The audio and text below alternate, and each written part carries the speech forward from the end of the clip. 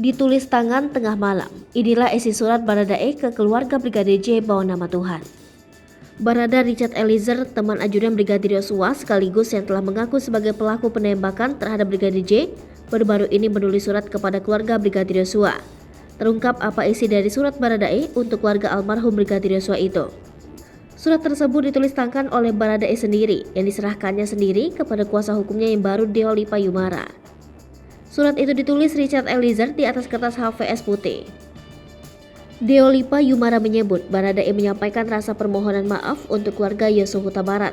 Surat yang ditulis tangan itu ucapnya akan dikirimkan kepada keluarga. Sedangkan pesan untuk keluarganya sendiri, Baradae juga menyampaikan permohonan maaf. Kuasa hukum Baradae Deo Lipa Yumara mengungkap fakta baru kasus tewasnya Brigadir Yosua Huta Barat. Dia menyebut secara prinsip Baradae tak punya motif atau alasan membunuh Brigadir Yosua. Sumber perintah untuk membunuh Brigadir Yosua Huta Barat juga diungkap oleh Baradae. Soal keterlibatan orang lain dalam pembunuhan itu juga telah diungkap secara gamblang kepada kuasa hukum.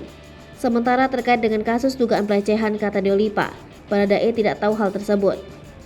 Terkait keterlibatan pihak lain, sesuai keterangan yang Deo Lipa dapatkan dari Baradae jumlahnya lebih dari 1 orang. Baradae saat ini diungkapkannya dalam kondisi sehat dan sudah merasa lebih tenang. Sebelumnya ucap dia memang Baradae alami tekanan kejiwaan. Namun setelah menyampaikan permohonan maaf kepada orang tuanya dan juga kepada keluarga Yosua, ia kini mulai merasa tenang sedikit. Baradae juga kini telah berpasrah.